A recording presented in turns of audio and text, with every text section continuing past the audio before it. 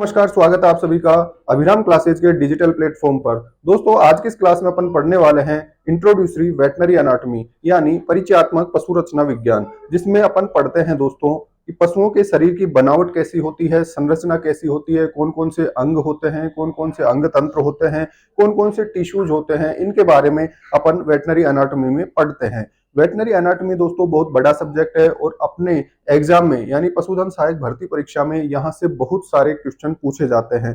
किस प्रकार के क्वेश्चन पूछे जाते हैं, कैसे अपने को उनको सोल्व करना है, ये सारी चीजें अपन आज की इस क्लास में देखने वाले हैं। तो दोस्तों, आज अपन शुरू करते हैं इंट्रोड्यूसरी वेटनरी एनाटॉमी। आज का अपना टॉपिक रहेगा दोस्तों इंट्रोड्यूसरी वेटनरी एनाटॉमी।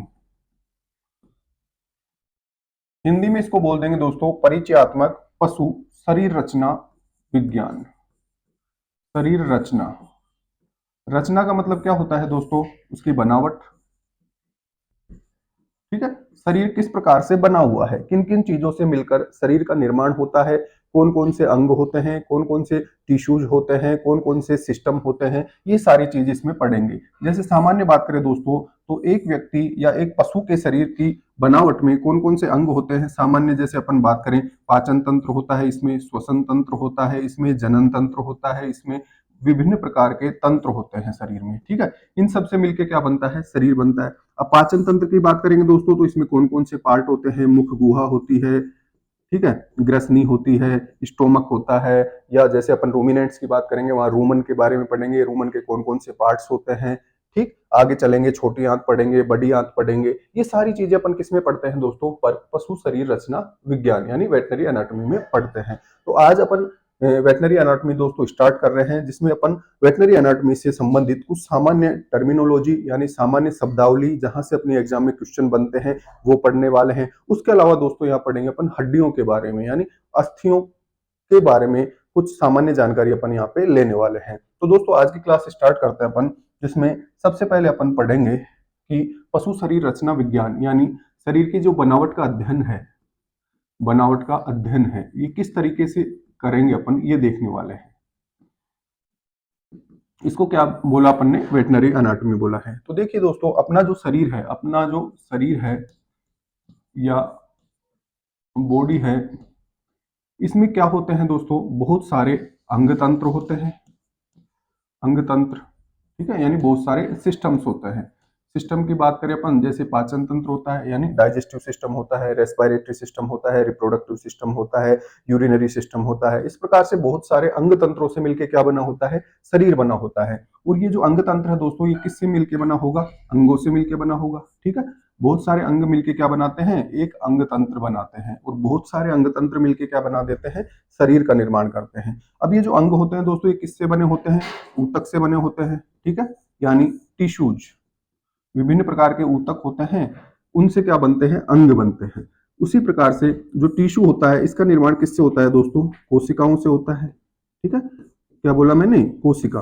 कोशिकाएं मिलकर बनाती है दोस्तों टिश्यू, टिश्यू मिलकर बनाते हैं ऑर्गन, ऑर्गन मिलकर बनाते हैं सिस्टम, और सिस्टम मिलकर बना देते हैं पूरा बॉडी का सिस्टम। यानी शरीर का निर्माण किससे हो जाता है? विभिन्न प्रकार के अंग तंत्रों के मिलने से होता है। अब दोस्तों, यहां से अपने एग्जाम में किस प्रकार से क्वेश्चन पूछे जाते हैं, वो सबसे इंपॉर्टेंट चीज है कि अपने को एग्जाम का क्वेश्चन पकड़ना है और उसको सही करना है, तभी अपनी इस क्लास की सार्थकता सिद्ध होती है। ठीक है, तो यहां से देखिए दोस्तों, पहला प्रश्न बनता है कि पशु शरीर रचना की सबसे छोटी इकाई क्या है? तो सबसे छोटी इकाई क्या हो गई दोस्तों? कोशिका हो गई। ठीक है, इसको क्या मैं बोल दूंगा? पशु शरीर रचना की, पशु शरीर रचना की सबसे छोटी इकाई, सबसे छोटी इकाई। ठीक है, बेसिक यूनिट क्या है दोस्तों? स्मॉलेस्ट यूनिट क्या है दोस्तों? तो ये क्या होती है? कोशिका होती है। ठीक है, अगला प्रश्न क्या बनता है? कोशिकाओं से किसका निर्माण होता है? ऊतक का निर्माण होता है। ऊतक से अंगों का निर्माण होता है। अंग से किसका निर्माण होता है? अंग तंत्र का निर्माण होता है। ठीक है, तो ये अपन ने सामान्य सी बात देखी है यहाँ पे कि एक पशु का शरीर किस प्रकार से निर्मित होता है, कौन कौन से उसमें सिस्टम होते हैं, कौन कौन से उसमें ऑर्गन्स होते हैं। अब बात करें दोस्तों वेटनरी एनाटॉमी की विभिन्न जो शाखाएं होती है, जहां से एग्जाम में क्वेश्चन बनते हैं। जैसे सबसे पहले पढ़ेंगे दोस्तों अपन ओस्टियोलॉजी। ओस्टियोलॉजी का मतलब क्या होता है? सामान्य मतलब देखें अपन दोस्तों, ओस्टियो का मतलब क्या होता है? बोन यानी हड्डी यानी अस्थि। तो इसमें क्या करेंगे दोस्तों? Study of bones, study of bones. ठीक है। स्टडी ऑफ बोन्स क्या कहलाता है? ओस्टियोलॉजी यानी अस्थि विज्ञान, जिसमें किसका अध्ययन करते हैं अपन? हड्डियों का अध्ययन करते हैं। या इसको मैं क्या बोल सकता हूँ? अस्थियों का अध्ययन करते हैं। तो अस्थियों का अध्ययन किस शाखा में किया जाता है? ओस्टियोलॉजी में किया जाता है। उसके अलावा दोस्तों बात करूं मैं तो इसमें अपन क्या पढ़ेंगे? स्प्लैंक्नोलॉजी। स्प्लैंक्नोलॉजी स्प्लैंक्नोलॉजी क्या है दोस्तों? इसमें किसका अध्ययन करेंगे अपन? आंतरिक अंगों का। शरीर के अंदर जो विभिन्न प्रकार के अंग होते हैं उनका अध्ययन क्या कहलाता है? स्प्लैंक्नोलॉजी, आंतरिक अंगों का अध्ययन। यहां से मेरी बात आपको समझ में आ रही होगी मैं क्या बताना चाह रहा हूं। अपनी एग्जाम में क्या क्वेश्चन आएगा? क्वेश्चन की लैंग्वेज दे दिया, आंतरिक अंगों का अध्ययन कहलाता है। ऑप्शन दे देगा ओस्टियोलॉजी, स्प्लैंक्नोलॉजी, मायोलॉजी, कार्डियोलॉजी। तो वहां पे अपने को ये जो शब्द हैं, ये जो टर्म्स हैं, इनका मीनिंग पता होना चाहिए, इनका मतलब पता होना चाहिए, ताकि अपना क्वेश्चन सही हो सके। इसके अलावा दोस्तों देखिए अपन तो मायोलॉजी, ये सब किस में आती है दोस्तों? एनाटॉमी के पार्ट्स हैं। मायोलॉजी में क्या पढ़ते हैं अपन? मायो का मतलब किसके लिए यूज में लेते हैं अपन? मायो मतलब मसल्स, मसल्स यानी मांसपेशियों का अध्ययन। मांसपेशियों का अध्ययन क्या कहलाता है दोस्तों? मायोलॉजी कहलाता है। इसके अलावा देखिए दोस्तों कार्डियोलॉजी। कार्डियोलॉजी का मतलब क्या है? कार्डियो वर्ड किसके काम में लेंगे अपन? हृदय के लिए काम में लेते हैं। तो इसमें किसका अध्ययन करेंगे? हृदय से संबंधित जो भी गतिविधियां हैं सबका अध्ययन। हृदय का अध्ययन क्या कहलाता है? कार्डियोलॉजी। ठीक है।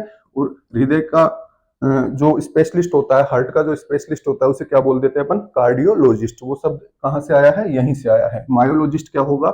जो मसल्स का स्पेसिफिक नॉलेज होता है उसको। इसके बाद में देखिए दोस्तों एक ब्रांच पढ़ेंगे अपन एंजियोलॉजी। एंजियोलॉजी का मतलब क्या होता है? हृदय की जो धमनियां हैं, रक्त की जो धमनियां हैं, सिराएं हैं, उनका अध्ययन क्या कहलाता है? एंजियोलॉजी कहलाता है। यानी रक्त वाहिनियों का अध्ययन। रक्त वाहिनियां, आर्टरी भी हो सकती है और वेन भी हो सकती है, यानी धमनी भी हो सकती है और सिरा भी हो सकती है। इनका डिटेल स्टडी किसमें करते हैं दोस्तों? अपन एंजियोलॉजी में करते हैं। तो रक्त वाहिनियों का अध्ययन क्या कहलाता है? एंजियोलॉजी कहलाता है। उसके अलावा बात करें दोस्तों यूरोलॉजी। यूरोलॉजी में किसका अध्ययन करेंगे अपन?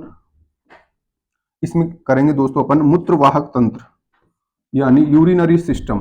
मूत्रवाहक तंत्र का अध्ययन क्या कहलाता है? यूरोलॉजी कहलाता है। उसके अलावा देखिए दोस्तों नेफ्रोलॉजी।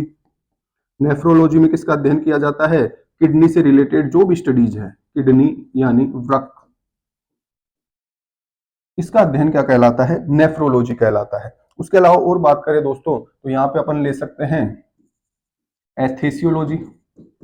एस्थेसियोलॉजी, एस्थेसियोलॉजी में क्या करेंगे दोस्तों अपन?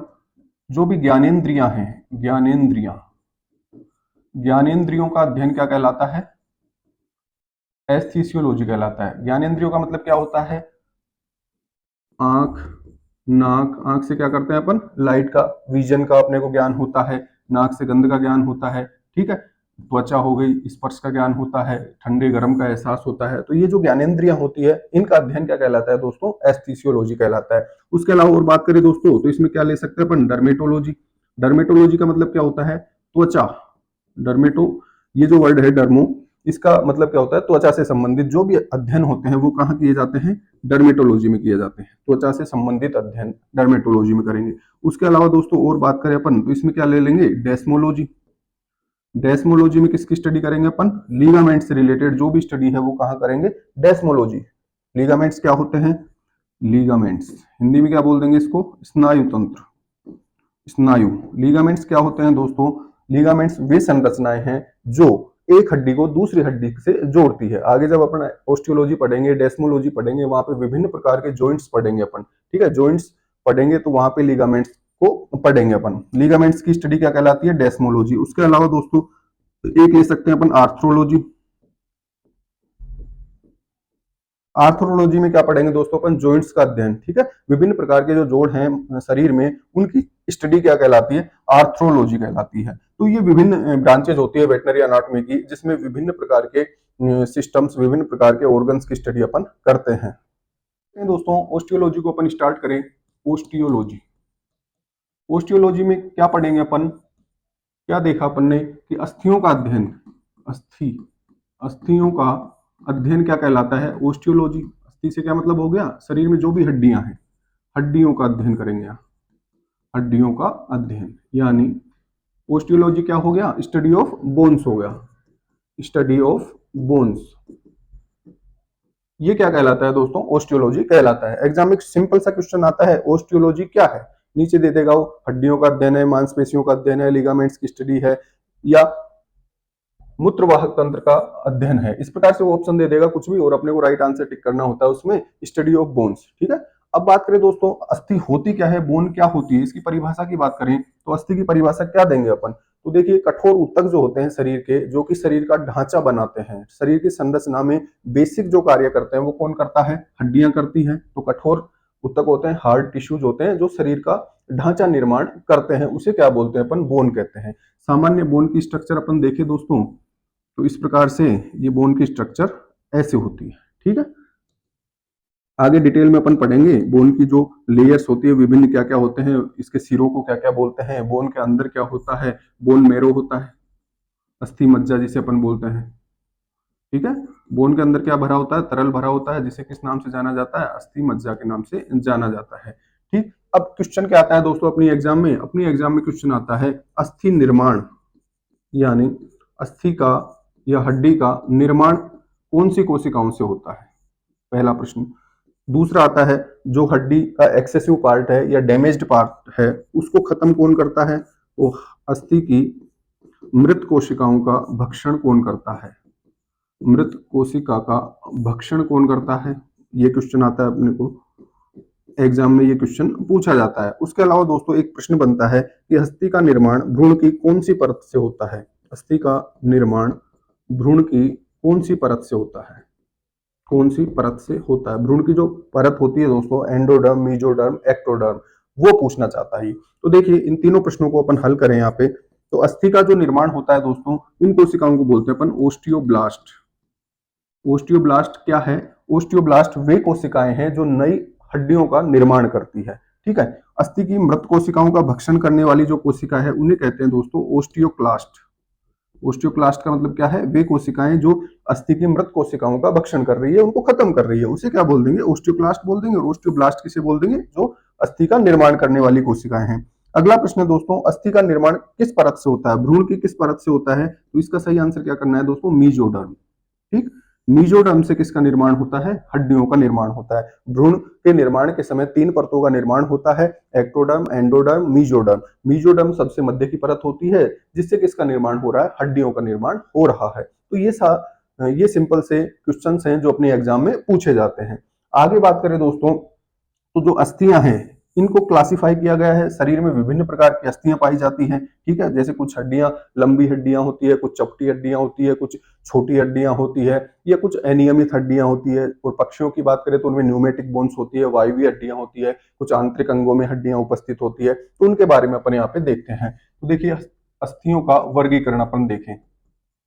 अस्थियों का वर्गीकरण, क्लासिफिकेशन क्लासिफिकेशन ऑफ बोन्स की बात कर रहे हैं। ठीक है। तो सबसे पहले देखें इसमें अपन दोस्तों लॉन्ग बोन्स, यानी वे हड्डियां जो आकार में लंबी होती हैं।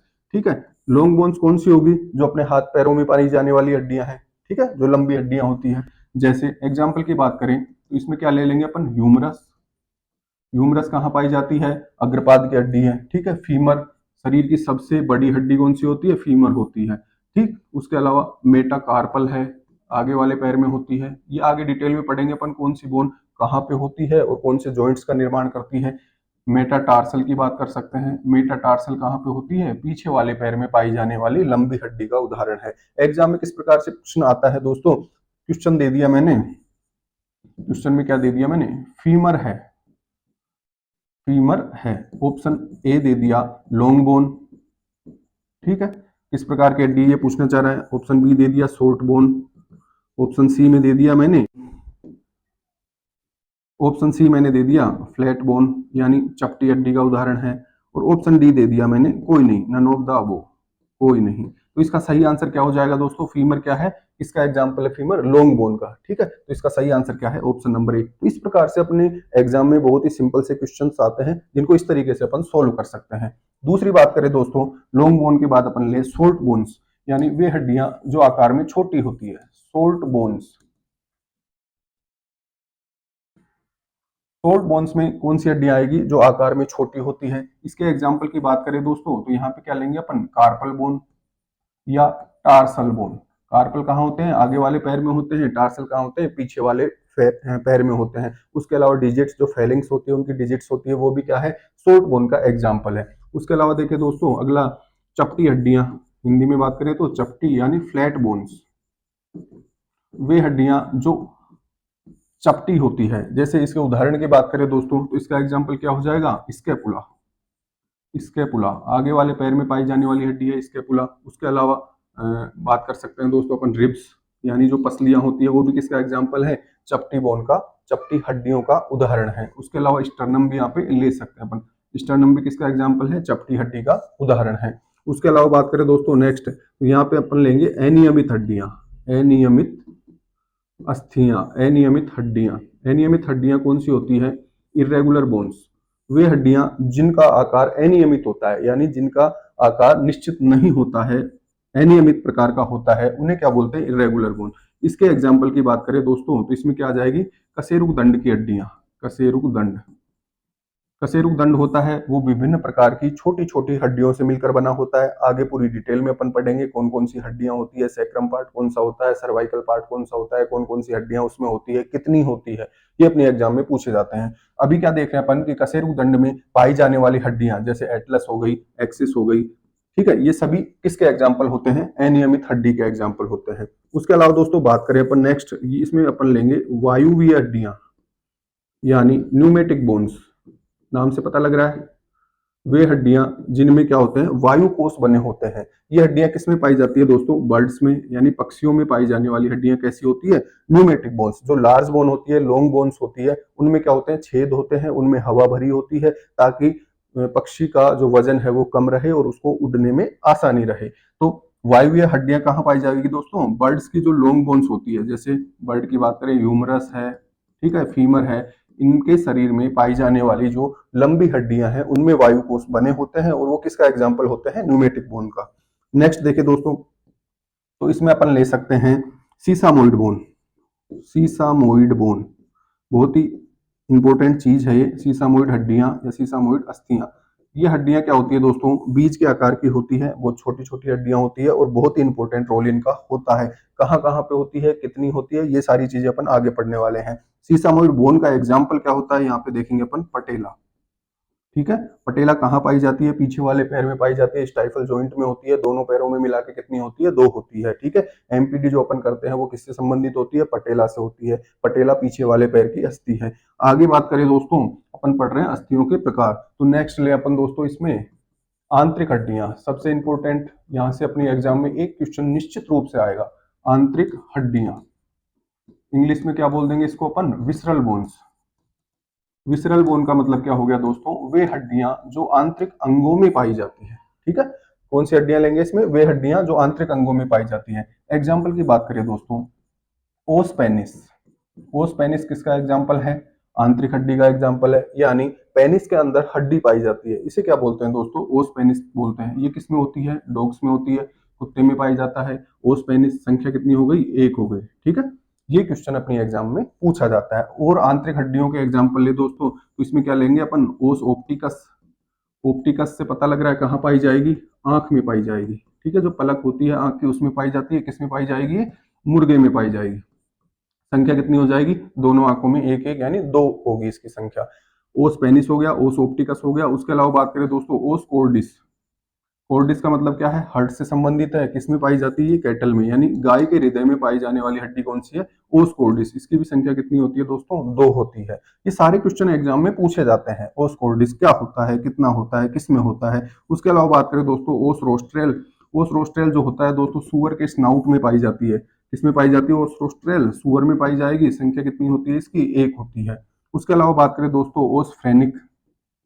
ओस फ्रेनिक, फ्रेनिक वर्ड जो होता है दोस्तों, डायाफ्राम के लिए काम में लिया जाता है। डायाफ्राम क्या होता है, कैसे काम करता है, ये आगे अपन पढ़ने वाले हैं। अभी अपने को क्या ध्यान रखना है? ओस फ्रेनिक नाम की जो आंतरिक हड्डी है वो किसमें पाई जाती है? ऊंट में पाई जाती है, ठीक है। और इसकी संख्या कितनी होती है दोस्तों? 1 होती है। तो ये आंतरिक हड्डियों के एग्जाम्पल हैं जो अपने को ध्यान में रखने हैं। यहाँ से अपनी एग्जाम में डायरेक्टली क्वेश्चन आता है, ठीक है। जैसे क्वेश्चन आ गया, ओस कोर्डिस किस में पाया जाता है, ओस रोस्ट्रेल किस में पाया जाता है, ओस फ्रेनिक किस में पाया जाता है। सिंपल सा अपने को ये एग्जाम्पल याद रखने हैं। तो ये होती है दोस्तों आंतरिक हड्डियां, जो कि आंतरिक अंगों में पाई जाती है।